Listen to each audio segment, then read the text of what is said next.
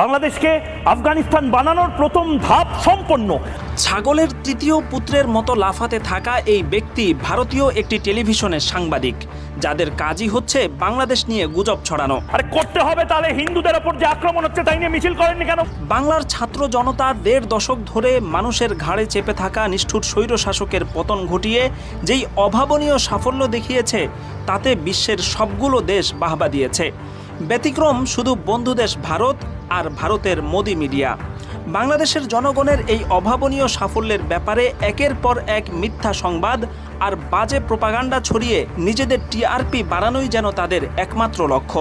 আবারও বলছি, এটা ছাত্র আন্দোলন নয়, এটা স্বাধীনতা আন্দোলন নয়। রিপাবলিক বাংলা এবং TV9-এর মতো শীর্ষ বেশ কিছু ভারতীয় মিডিয়া নিউজ ঘেটে দেখা গেছে, ভারতেই সংঘটিত বিভিন্ন ঘটনাকে বাংলাদেশের সংখ্যালঘু নির্যাতনের দৃশ্য হিসাবে দেখানো হচ্ছে। ক্রিকেটার এবং অবৈধ সংসদ সদস্য মাশরাফি বিন মর্তুজার বাড়িতে আগুন দেওয়ার দৃশ্যকে হিন্দু ক্রিকেটার লিটন দাসের বাড়ি হিসাবে প্রচার করে রীতিমতো তোলপাড় সৃষ্টি করেছে।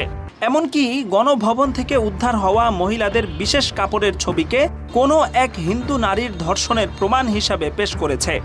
সব মিলিয়ে দেখা যাচ্ছে, ব্যাঙের ছাতার মতো ভারত জুড়ে গজিয়ে ওঠা মিডিয়াগুলো বাংলাদেশের বিপ্লবকে কলুষিত করতে আদা জল খেয়ে মাঠে নেমেছে।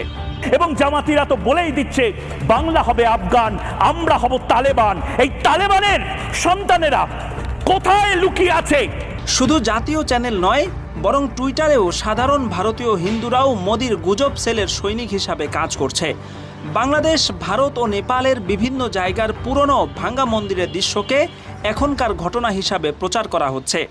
এরপর যখন বাংলাদেশের হিন্দু নেতারা এগুলোকে অপপ্রচার বলে উড়িয়ে দিয়েছেন, যখন মন্দিরের পুরোহিতরা মন্দিরে হামলার ঘটনাকে ভুয়া বলে সাব্যস্ত করেছেন, এবং যখন মাদ্রাসার ছেলেরা রাত জেগে মন্দিরগুলো পাহারা দিতে শুরু করেছে, তখন তারা প্রচার করতে লাগলো যে মুসলিম জঙ্গিরা মন্দিরগুলো দখল করে গেটে এখন পাহারা বসিয়েছে, যাতে সেখানে কোনো হিন্দু প্রবেশ করতে না পারে।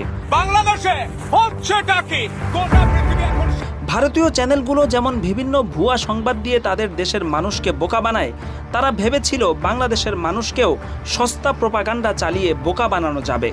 কিন্তু ইতোমধ্যে বাংলাদেশি মেধাবী তরুণেরা তাদের সমস্ত প্রোপাগান্ডাকে ফ্যাক্ট চেকের মাধ্যমে ভুয়া বলে প্রমাণ করে দিয়েছে। যেই লিটন দাসের বাড়ি পোড়ানো হয়েছে বলে ভারতীয় মিডিয়া তোলপাড় সৃষ্টি করেছে, সেই লিটন দাস নিজে পুরো ঘটনাকে মিথ্যা ঘোষণা করে জানিয়েছেন, বাংলাদেশ সাম্প্রদায়িক সম্প্রীতির দেশ, এখানে হিন্দু মুসলিম কোনো ভেদাভেদ নেই। এমনকি কলকাতার পুলিশ ফেসবুকে বিবৃতি দিয়ে ভারতীয় মিডিয়ার প্রোপাগান্ডার ব্যাপারে সচেতন থাকার পরামর্শ দিয়েছে।